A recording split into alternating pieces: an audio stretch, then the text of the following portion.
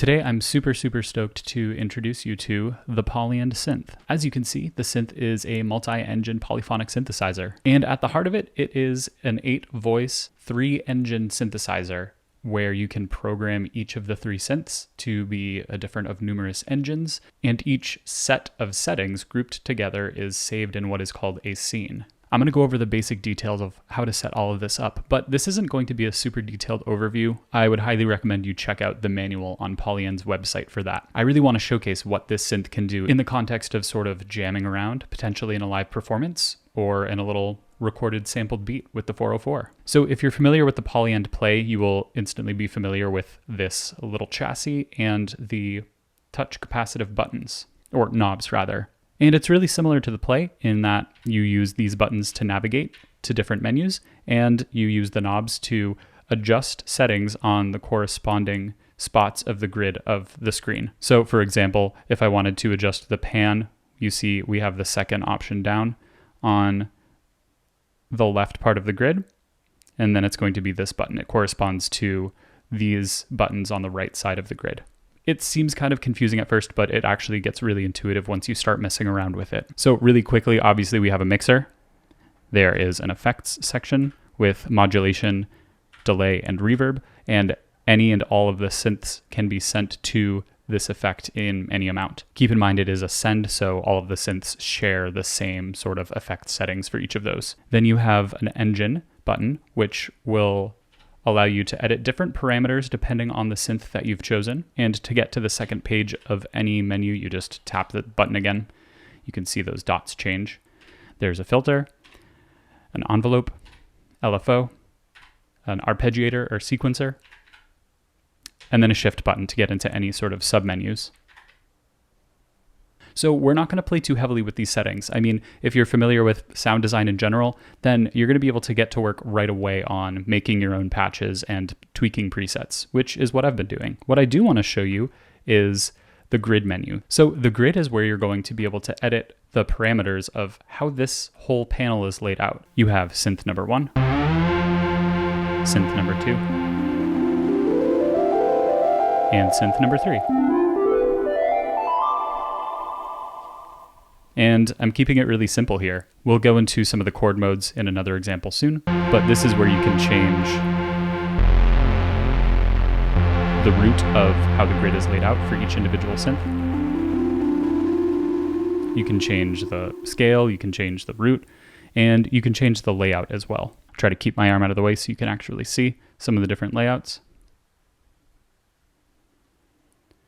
And obviously you can use this as one single engine poly synth with up to 8 voices if you want. I've kind of exclusively been working on the 3x3 grid. That's just kind of what I gravitated toward. So in order to change which synth you're editing within any of these parameter pages, you just have to use these 3 buttons. And yes, I definitely have been editing parameters for one synth when I was actually on another synth that was selected. But if you look at the screen, which I always recommend doing, you have the title of your synth at the top. And again, these are all presets that I've tweaked. So as an example of a scene that I've set up, I have this simple Reese patch set up.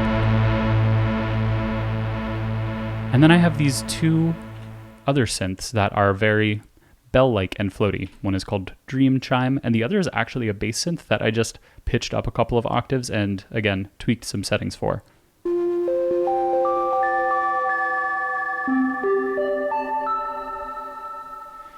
And I came up with this little melody.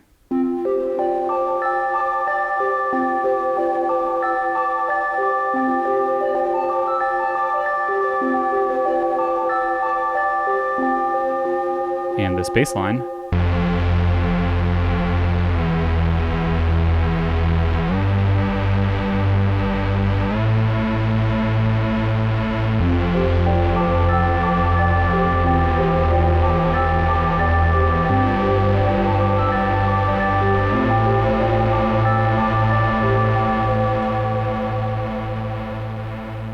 And I thought that sounded lovely. You can hear that this has some delay on it. And that has some reverb on it. Again, that is all set up with the effect sends. I also have this synth sent to the right, and that synth sent to the left. This has become just a go-to of mine, is to go center, bass, left, something airy, right, something airy. I think this thing is like excellent as an ambient pad machine, and I've been using it as such. So I actually have this beat that I set up on the 404, but I recorded that little ditty into the looper of the 404.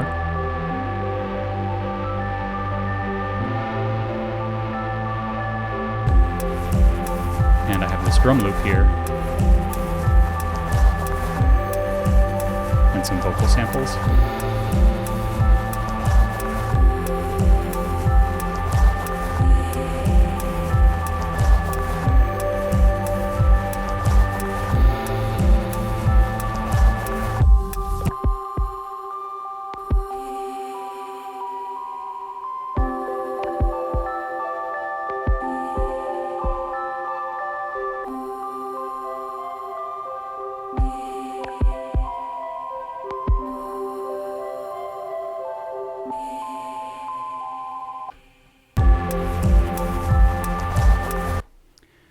I really think that something that does drums and samples well, and a looper are really all you need to make this part of like a just like insanely capable polyphonic setup. The grid makes it really easy to set up scales and notes and, again, chords, so you can kind of just press the buttons and know that it's going to sound good. And that's what I've been doing. I've been making scenes with 3 synth patches and then just looping them.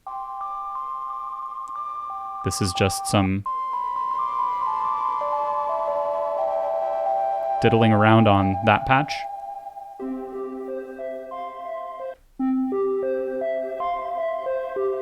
Some diddling around on that patch.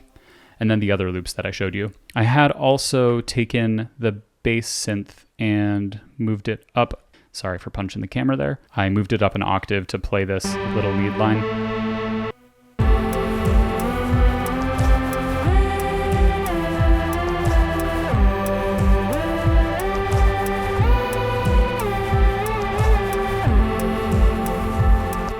So yeah, it's just super fun and flexible and jammable. I love that it has USB-C power because I got a phone recently that has USB-C charger, and I just have a spot to plug it into my bed with a long cord. I just have a pair of headphones, and it's super fun to just sound design. It's a really cool module to have. Let's take a look at another scene. Oh, also it has a cool like keyboard layout. Again, very similar to the Play, if you're familiar with it. I'm just gonna save that in case I accidentally changed anything. So I wanna show you a really cool feature regarding the chord mode. And we have here something called a chord pack. You can set each synth to just have notes, be chords within a scale, or have chord packs. And a chord pack is basically going to be a preset grouping of chords, and you can customize these. And Polyend has made a bunch, and they sound really cool. I really haven't gotten too deep into messing around with these, just playing with the presets, and I found this City Pop pack that I really quite like. You can also see the mode for this first synth is set to follower. So you can either have it as note or follower, and what will happen if you have it set to follower is that the grid layout will change to remain within the scale of the chord pack. And I haven't really looked into all of the theory behind this specific example or any of them, but basically it makes it impossible to play a wrong note. So you can just jam around.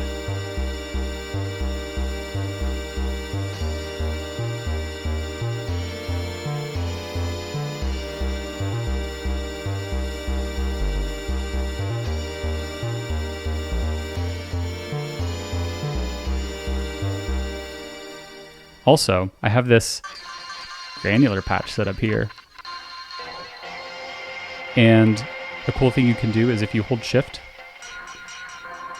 and hold a key, it'll hold that note down.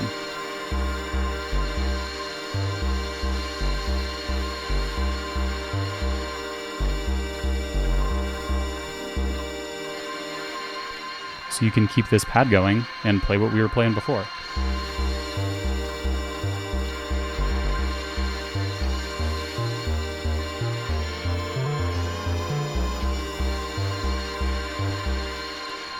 Pardon the sloppy playing. I suck, and I'm also kind of trying to work around a camera stand here, precariously set up. Anyways, in order to turn off that note, you also just hold shift and press the key again. Super fun, super cool. Yeah, I really like this thing. I've been having a ton of fun with it. It would be super cool to pair with something like the Play or the Play Plus. I've actually just been playing with it with the 404 though, because I like the sampling workflow of the 404. It's super immediate. It has the looper. The Play is really great, but it's just sample playback. But they would make a killer live setup for a planned out set performance. You'll definitely see this thing around this page in the future. I'm going to jam with it. I'm super excited that I can now show it off. I'll have some Instagram stuff going on. I have a full beat of that little example jam that I showed too that I will link to. And I want to thank Polyend for sending this over to me. I played around with some of the earlier firmwares and provided a little bit of feedback. And the synth, I believe, is retailing for $4.99 USD, which I think is a pretty decent price for a sort of all-in-one package with the flexibility that it offers. This would be a much longer video if I were to go into all of the different setting pages and sort of explain and explore all of that. The manual is really fantastic, and you can check that out on Polyend's website. I also didn't mention, but of course there is a ton of MIDI implementation and syncing and all of that stuff.